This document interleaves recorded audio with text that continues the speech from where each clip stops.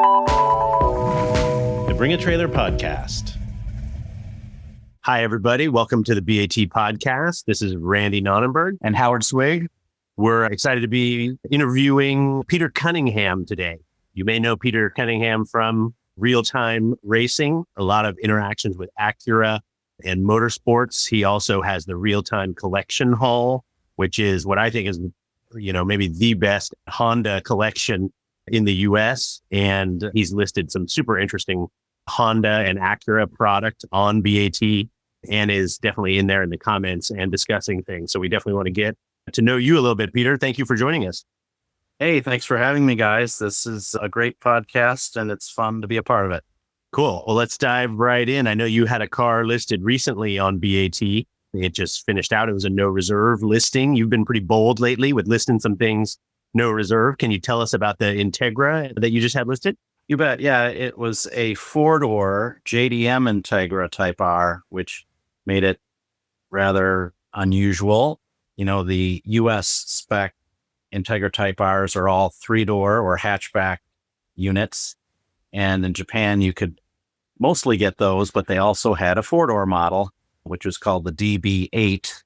So we found this car and brought it over here. We thought about just keeping it for a while, but it was in such good shape. We thought that maybe the marketplace would like to see this one. So we thought we would sell it on Bring a Trailer. Fantastic. Well, it worked out. There was a ton of interest and certainly that was the first four-door model like that we had. So it makes sense. The rarity, given that you imported it yourself. Tell us a little bit about, I have always associated you with orange and white racing Acuras. When I was in high school and college, I was going to, the Long Beach Grand Prix and Laguna Seca and going and seeing sports car racing. And whether it was NSXs or whichever generation they are, maybe third gen Integras that you guys were running, always talked about on, Speed Vision, Challenge Racing and all this sort of stuff that was formative for me. And were you the guy that started RealTime Racing? Is that you, or is that a partnership or something you just came in as a driver? Tell us about your history and relationship with that team and maybe how that relates to so much Acura interaction. Sure. Yeah. RealTime actually started in 1987 when we did our first program with Honda, where we went ice racing in a road racing series that they had up in Minnesota, Wisconsin, and Ontario. So that was really the start of it. So that was 34 years ago. We did well at that and won a few championships there. And then we won a rally championship with an Acura Integra GSR second gen. Then we started this World Challenge thing, first with Honda Preludes and then the Integra Type Rs that you mentioned. And then other cars after that, including the first and second gen TSX, the first generation TLX, and the NSX GT3. But also back in the day there, from 96 through 2002, we had a first gen NSX that was quite successful. So yeah, we've been involved. I've owned RealTime after founding it all along. But then along the way in my racing career, I also drove for other companies, including BMW and Nissan and others. But certainly Honda is my favorite. That's awesome to hear. We did a podcast a few weeks back where we talked a lot about kind of arcane and defunct racing series going back to the 70s and 80s. You just rattled off a bunch of stuff that you did. I think you did some endurance ice racing. You mentioned ice racing. I think those were longer races. The Speed Vision Cup, golden era of Speed Vision in the 90s that Randy and I remember very well. I think you drove a Honda CRX in the IMSA Firehawk series back in the day, if I'm not mistaken. So yeah, I'd love to hear about, and you've obviously gone on to do a lot with the World Challenge event. But in those early years in the 80s and early 90s, was that kind of a full-time job for you? Was it a hobby and you had a day job? Tell us about getting started in those early days. Sure thing. Yeah. I was going to college I graduated high school in 1980 and I started autocrossing and road racing at a club racing level. And I had a few things that helped me to leapfrog into a sustainable situation. So long story short, starting in 1985, I was in professional racing, getting paid to race and didn't really have much of a job. If I had had a real job, I might have been making more money than I was in those earliest days. But since getting hooked up with Honda in 1987, we would get paid. They would pay our expenses to get to the track, and then they would pay us a percentage of the prize money. But the amount of prize money that was paid was pretty significant to where that was some real ching. So we did okay. I was a Skip Barber instructor in those days, and, just kind of did like what a lot of my contemporaries did and what some of the younger guys and gals are doing nowadays to try to do it. But, it's really a lottery and a house of cards, and you need a lot more than just a helmet under your arm to make it as a professional driver, unfortunately. I think most racers at every level are looking for that, what you refer to as a sustainable arrangement. It's a pipe dream for most, myself included. But that's cool. I mean, Honda, obviously long legacy in motorsports. I guess around that era when you were ramping up with them, and Senna drove a Honda Power Formula One car kind of in that era. So it sounds like you plugged right in, maybe at a perfect time for what they were doing across a number of different race series. Right. All the stuff that I really did my whole career was all production based. It was not the Formula car side, certainly not Formula One, which, was something that I was a big fan of, but was nothing what we were doing. But I kind of like this production based racing because the cars that we're racing are the real cars. If the car is no good as a street car, it's probably not going to be a very good race car if it doesn't handle well, if it's not reliable, if it doesn't have good power. So that's why the Hondas tended to do particularly well. And yeah, we raced them in all different series, including the Firestone Firehawk and what was then the Escort Endurance Championship, later the Escort World Challenge. And then Speed just got rebranded, the Speed Vision World Challenge, and then the Speed World Challenge, and then eventually now the SRO World Challenge. So yeah, I just really liked that production-based stuff, and that was pretty much my whole career. Well, I loved it too, man, because you'd see cars that you recognize from the street, and you guys would have them all tricked out in race trim. And frankly, so did your competitors, right? I mean, you were running on the Honda Acura product, and you were racing against all sorts of just crazy stuff, from domestic racing against Vipers and Camaros and stuff, and to other European sedans. And I mean, those grids back then were really unusual, to say the least. Even more so than they are now. But I mean, sports car racing has always been a big mix like that. And it sounds like you did some higher horsepower cars and sort of maybe lower comparatively horsepower cars. What was that like in terms of that mix being on track in some of those real-time cars? Well, I think that the cars that I raced through the years were not really downforce cars like today's race cars are. So carrying a CRX around a corner was, there was not a lot of downforce helping you to do that. So it was just the mechanical grip based on the tire that you were on and the weight of the car and the different attributes of the car. So that's, I think, really changed over the years. And I was very successful in those days, and maybe because I was getting older too, but maybe because of the downforce. These cars today, I mean, a GT3 car, you mash on the gas all the way and it gives you what you need. And then you come into the corner, and at the last possible moment, you just stand on the brake and drive it all the way down to the apex and then mash on the gas again. So those guys are doing their own new generation of talent and everything else. But I don't know that I did as well in that type of a thing. I tried to do as well as I could, but maybe I was just getting old too at the same time. But yeah, certainly the glory days of those production-based cars without as many modifications is certainly, there's plenty of good memories and stories from those days. Even at your advanced age now, I'm sure you can still wheel a little bit. How do the lap times from a young Pedro Cunningham compare to today? Well, I don't know that we've done that comparison. I don't feel like I'm any slower. I mean, after I kind of retired from road racing, I did Pikes Peak 3 times in one of our X World Challenge TLXs and didn't do too bad with that. But I think I'm done on the mountain as well after we ran it for the third time and won the class for the third year in a row and set a new open class record for the third year in a row. It's like, I figure I better get out of Colorado before the police get there and maybe stick to vintage racing from here on out. So yeah, it's fun running the vintage races. It's kind of like a video game where you have jam cars involved. So that's, I think, what I'll stick with is some of that stuff. Cool. Tell us what you're doing with that. I'm actually not totally aware of which stuff you're doing. When you're talking vintage, are you talking these 80s and 90s cars that have been brought back? Or are you talking other types of cars? Right. Yeah. This is vintage racing with a small V. It's not a capital V in vintage. Let cars run that aren't all that old. So far, I've raced my 2009 TSX in 2 events, and I raced one of our old RealTime Integra Type Rs once, and our very first Honda Prelude that I won a championship with back in 1995.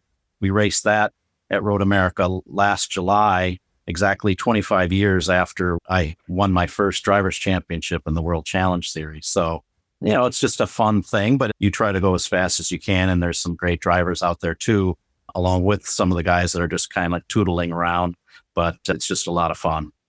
Cool. I saw some pictures that you posted on, I think, the RealTime Collection Hall page about you did sort of a restoration to bring that Integra Type R back, the orange and white one of your early race cars. Was that a car you lost track of, or was it stashed in the back of the workshop for a couple decades, or what happened that it needed restoration and then was going to be put back on track?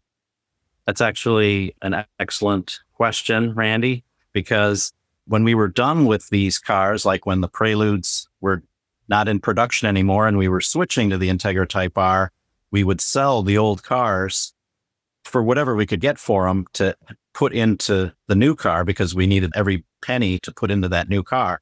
So we sold all the Preludes, and then we sold all the Integras that were saleable. Others got crushed because they were crusher cars. So we never really were able to keep them. They were of no use to us, and we needed whatever money we could get for them as an obsolete World Challenge car to help pay for the new car. So again, in my advanced age, wanting to get the band back together, we were able to find from the 5th owner, we bought back the second winningest Integra Type R.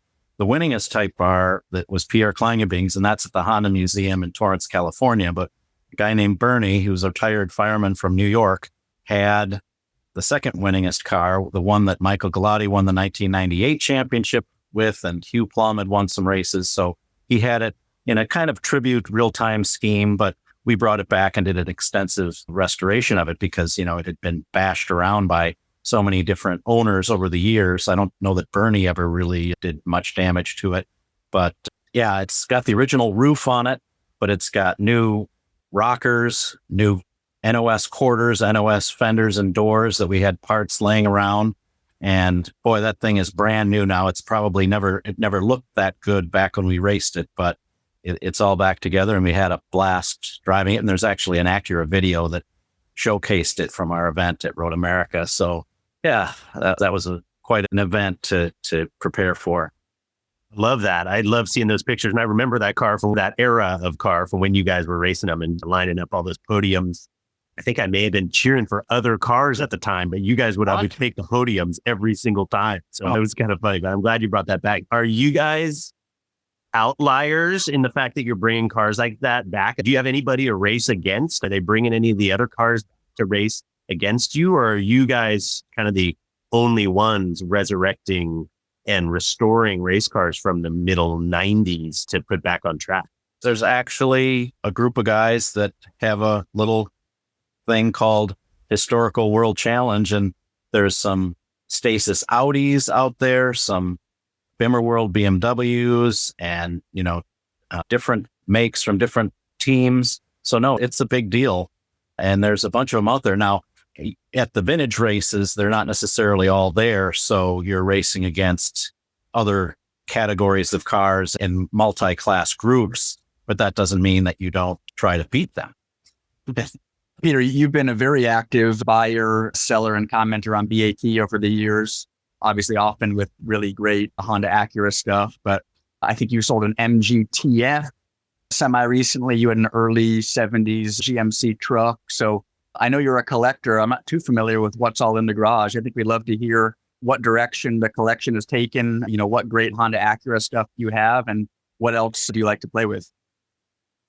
Well, I made a statement to myself that I'm only going to buy old Hondas from now on, but then there's certain other cars that happen to become available that it's like, oh, I have to buy that. Like I would still look for a 70s Corolla 4-speed stick rear end, whatever that 1600, single cam, that would be cool. An old RX3 would be cool, or an RX2. But no, I did have that GMC pickup. The MGTF that you mentioned was actually my wife's father's car that he bought on Christmas Eve, 1955. So it's been in the family for 65 years. So, I don't know anything about British cars except for the evidence that they leave when you move them from one part of the garage to the other. But we didn't really have a need for that one anymore, so we let that one go. I do have a couple cars that I would never sell. Things like I have a 1971 Vista Cruiser. I've got a 71 Buick Skylark Resto Mod convertible that I might sell someday. So I have a few eclectic things, but now it's mostly all old Hondas and Acuras. Where does that alliance or obsession come from with Honda? I mean, obviously they've supported your racing. You probably know different individuals working for the company, and it's taken RealTime to great heights. But was there something when you were a kid, or is there some turning point, or what's the thing that glues you to the Honda and then Acura brand so tightly? Well, I almost had my first Honda as my second car. I had a 1979 Civic on order, but they couldn't deliver it because in those days they were just, the supply wasn't there. You can't tell them what color you want, and you take it or leave it when they finally give it to you. Well, I got impatient and ended up with a Datsun 310 GX that had a Targa band on it, which was kind of cool, but it was not a Honda either. I didn't end up getting my first Honda until a few years later.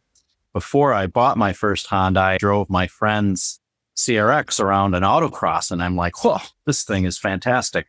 So then I committed to buying a 1986 Civic Si and kind of really fell in love. I had been a Mazda guy before that. I had a few RX-7s that I had started my career road racing in, and an RX-3 SP. But I don't know, there was just something about Honda in those early days. And then with the success from racing, it just kind of stuck.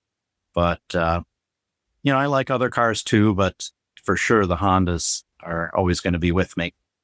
Yeah, cool. I don't blame you. It's an interesting mark. My family was a Volkswagen family. And so my sisters drove GTIs, and then here comes the Integra, right? And that's what started to shift. I mean, so many of the German cars were kind of beat at their own game by Honda and Acura product. I got my first speeding ticket in my grandparents' Accord, the flip-up headlight Accord in, 86, 87 Accord, whatever that was, with a 5-speed in it. That car drove great and apparently fast enough to get me a good ticket. And then my sister had a GTI, but then my dad kind of changed his tune, didn't like repairing those so much. So she got a Gen 2 Integra that I got to drive a little bit after I turned 16 too, right? So I had hands-on experience with those while you guys were tracking them and doing all sorts of stuff and driving the Inspiration and some of the Acura advertising in print mags and stuff back then had RealTime cars in it and that sort of stuff. So anyway, the Honda journey for a lot of people, some people may have been really in on the early stuff in the 60s and 70s. My family was not, and I certainly was not around to do that. But come, the introduction of the first gen Integra and Legend and all those cars, they started to be so prevalent and really just do such a great job with design and performance that it's no shock. It's no wonder that so many people, and I think so many of our users, have a personal sort of legacy relationship with the brand. And that's one of the reasons I wanted to get you on to talk about it, just because what you've done, I think, has been a meaningful part of Honda and Acura's presence in the US for probably a lot of people that are listening, certainly for me. And then seeing what you're doing with this RealTime collection hall, I want to talk to you about the collection hall because I'm also familiar, you mentioned it earlier, with the other Integra race car that American Honda has their own sort of facility with some pretty amazing examples. But these cars that you're starting to get, whether they're low mile or really quintessential spec Honda product, you're kind of putting into the collection hall. And I've seen pictures of it with, cars stacked 3 high that are really the ones to have. Tell us, A, why you're doing that, why you're kind of structuring it how it is. Is it gonna, be 5 or 10 or 30 cars forever? Or do you want to grow that into a larger collection? Or what is your vision and sort of plan for the collection haul? Well, how it started was just I was going to get old Hondas that had some significance in my racing career. So that would have been first and second gen CRXs, fourth gen Prelude, things like that. The Integra Type R, of course. But then one day, a first gen Honda Accord came along, and one of my friends said, "Oh, you got to buy this Honda Accord." And I'm like, "No, I don't have to buy this Honda Accord. That has nothing to do with my racing career." And then I started looking at the pictures, and it's like, this thing is incredible. So it's like, okay, we'll buy that one, but no more historical racing real-time cars. But then after that, things maybe got a little out of hand and we just went berserk. But there's about 60 some Hondas here, and we claim to be the largest privately held collection of Hondas in North America. And we haven't found anybody else as quite as silly in the rest of the world either. But yeah, we've got a very eclectic selection of cars. We certainly don't have one of everything, and there are a few that I would still like to get, but I'm not going to talk about those because I don't want to have to pay more than what, if someone knows I need it, they might want to charge me a little bit more. But yeah, just a fun collection, and some with great historical significance to the company. No, that's great. So some of my favorite Honda cars we've listed in the past, certainly with the earlier stuff, some really great S600, S800 cars. And then with the more modern stuff, we've now listed 2 or 3 Zanardi edition NSXs, some super low mileage S2000 CRs. If you can share, I'd be curious to know what super rare, super special limited production cars are among those 60 in the collection. Well, I would start with the most significant in that it was the very first 4-wheeled Honda, when Honda was a 15-year-old company that started by bolting small engines on bicycles. They produced what's called the T360, which is a little K-class pickup truck with a big H on the nose, if that strikes a chord with some of your listeners to know what that looked like. That's a very cool car. They made 108,920 of them, but there's probably less than 100 left in the world. And ours is the only one in North America, as far as we're aware. So that's a really cool piece. They were all May blue, I think is the color. And then another car that also has interesting significance is a 1995 Civic RS, which wasn't called a Type R. It was called a RS. But it came out 18 years before the first Honda Type R, the NSX 92R.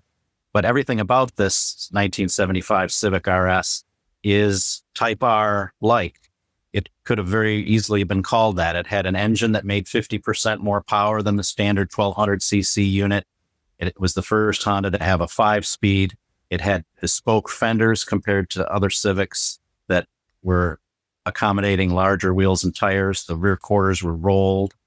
The seats are reminiscent of GT40 seat with the little holes and rivets for breathing. Very a long list of things that make it different than a standard Civic.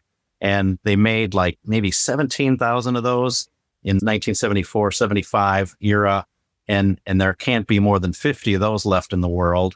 We know of one in Switzerland, one in France, maybe 30 some are accounted for in Japan. And we believe ours is the only one in North America. So that's kind of a cool thing. And ours still has plastic on the door cards and has 9,000 kilometers on it with original paint. So it's kind of crazy. Wow. That sounds pretty cool.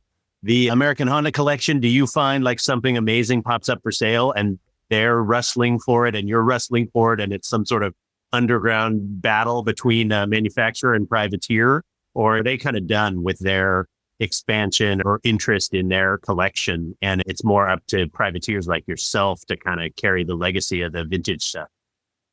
Yeah, I think they pretty much have the things that they want to have at this point.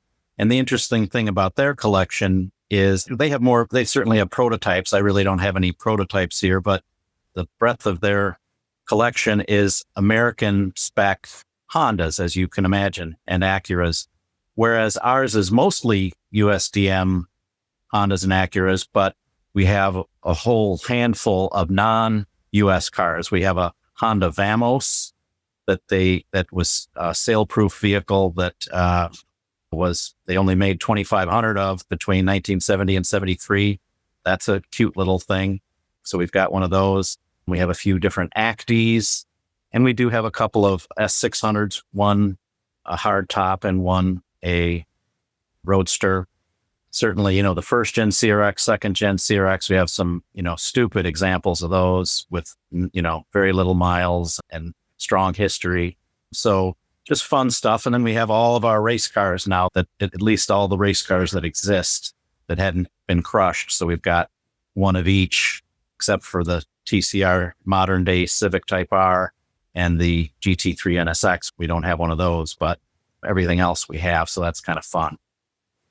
That is great. Like so many major manufacturers and certainly Honda, there are so many models that were produced over the years that never made it to the US. Like I wasn't even aware of that Civic RS you mentioned. So I love discovering on BAT and elsewhere stuff that never made it here. Many years back, my dad showed up one day with a Honda Coupe 9. So free BAT hat for any listeners that actually know what that is. Do you have one of those in the garage? We do. Earl Scheib would be ashamed of the paint job if it was his. And I don't know if your viewers remember Earl Scheib, but no, it's got good bones. That was an interesting car. It's air cooled, 1,200 cc's, 2 or 4 side draft carburetors on it, and dry sumped. And the sound is a combination between a Formula One car of that era and a lawnmower. So it's kind of a quirky little fun car. And it was one of the last cars that Mr. Honda had his hand on from an engineering standpoint. It was not a successful car. They only made 8,000 of them, and they were sold in Japan, but also Australia, New Zealand. It was just too expensive compared to what the competition had, so it didn't really do well. There's at least a handful of them in North America, and they're kind of cute. They look like a combination of an Alpha and a Firebird of the era on the front end. Yeah, Myron had one of those. Right. I think he still has his, yeah. Yeah, blue one, I think. I'm pretty sure he bought the one that my dad had. But I don't know how many there can possibly be in the US, but those two guys probably cornered the market. Those are super interesting. I featured, as you know, Peter, in the early days of BAT, I was just trolling everywhere trying to find weird stuff for sale and to feature. And a couple of those popped up. I'm not sure if it's the one that Myron ended up with, or there certainly aren't many of them, but that's pretty amazing, Howard, that your dad kind of cruises home in one of those, like it's no big thing, You've recently sold a number of neat Honda motorcycles. So that's a segment in general that we see as being more and more popular with every passing year. What's your involvement with Honda bikes in particular? Is that an increasing area of interest for you, or what? No, it's not an area of interest for me. I like Honda cars. If I want to do something on 2 wheels, I like to do it in a car.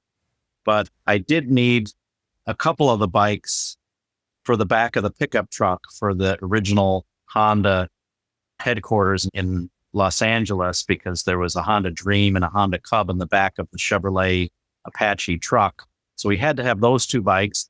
I certainly had to have a Motocampo, and I've got whatever they are, Z50, Z70, and some of these others, and a number of Cubs and Trails, this and that. But those just followed me home. I don't really like bikes. I like cars. So that's why I sold those. I just, they don't take up a lot of room, but I don't really need them for my Honda car collection. So there might be 1 or 2 more to go that we don't need. And I do have a 1971 TC90, which is a very rare car. It's a 3-wheeler. It was featured in Moonraker, the James Bond film. They wrote a couple of those, James Bond did, in the sand dunes. And they don't really have wheels. They just have the hubs. I don't know if you're familiar with those, but yep, for sure. Pretty cool little thing. So I might sell that one day. I've got a couple of more modern 3-wheelers. I see these more modern 3-wheelers do pretty well. So I might try to put those on BAT in the future as well. Cool. Fantastic. While we're sitting here talking, I'm scrolling through the RealTime Collection Hall Instagram page, which I'm not sure if you're doing that or have somebody else shooting all. We have a big staff that does that, right? Huge staff. Yeah, huge staff. Well, pass my regards along to your huge staff, whether they're imaginary or whether they're real. But I mean, actually wrestle with podcasts and what the listeners are hearing, right? We're talking about all these cool cars and the visuals of the collection, A, that you've built, but B, how you display them. I just love it. It's like electric for me. I can look at these pictures all day long. I'm sitting here nudging Howard. He's telling me to stop. But I mean, you got like just so much cool stuff, the way that they're displayed in there. And I just really like that, similar to your vintage racing reference earlier, sort of more modern vintage racing. I like the way that nostalgia and historic cars, the definition of that is evolving, right? I mean, when in the 80s and 90s, when I was younger, like talking about vintage cars meant, tail fins and pastel colors and Mustangs and all that sort of stuff. And now looking at, this 91 Prelude with 4-wheel steering in your collection, I mean, that's a 30-year-old car, right? So, I mean, some enthusiasts that follow BAT were born after that car was, right? And it's a 91 Prelude. So I just think it's super cool how you, and many others too, but you are just sort of helping to bolster that continually modernizing and evolving definition of collector cars. Right. It's interesting how that works, but, I do like the 60s American cars, particularly the GM cars and the Fords, not so much the Chryslers, but certainly there's a few cars in the 70s that are fun. I still want a Grand Am or a Can-Am Pontiac two-door from the mid 70s. That's such a good road car, but you just can't find them.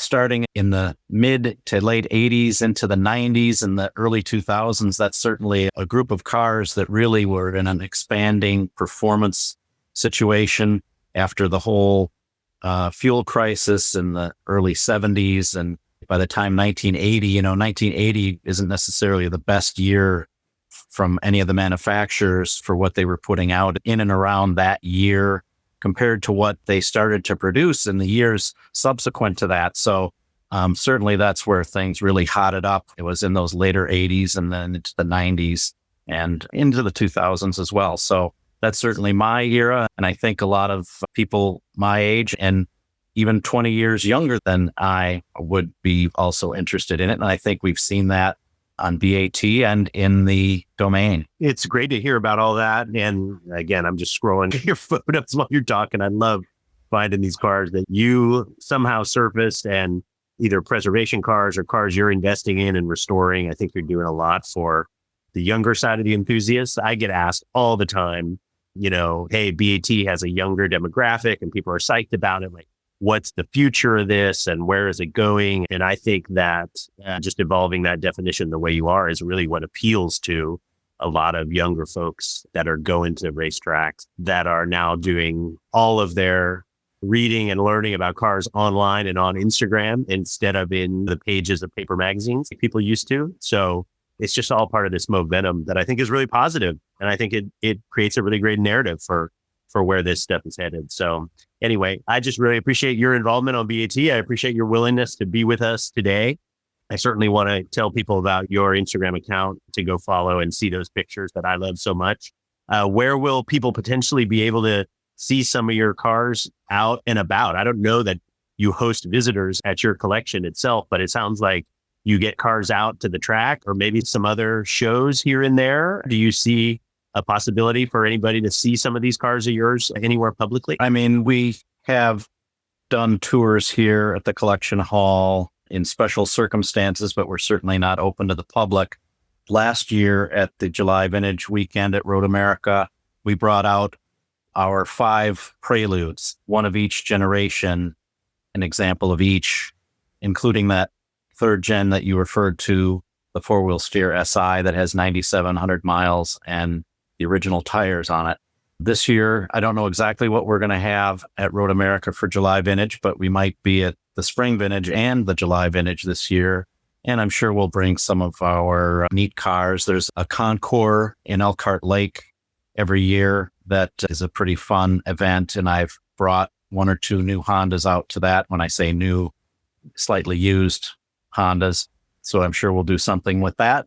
And we go to the local car shows, and I enjoy going to other shows to see other people's cars because I can appreciate non-Hondas as well and enjoy going to any of these car events and seeing my friends there and meeting new friends.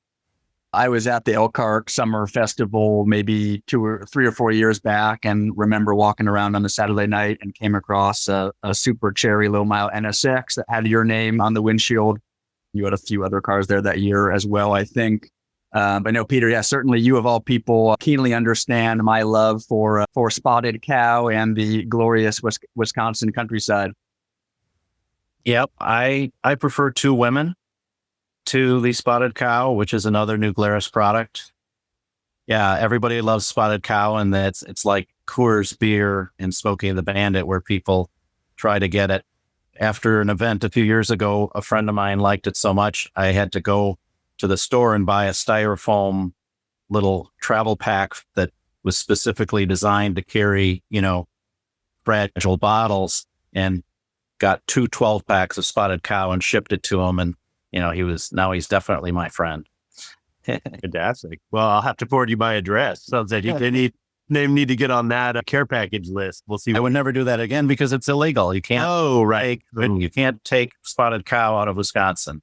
Oh, is that the rule? Okay. Well, I got to come to Wisconsin then. You've also been very gracious recently, reaching out and saying, anything we can do at Road America, maybe we can get together and do some fun things. We certainly want to be back there with BAT and with BAT alumni gatherings and the BAT community.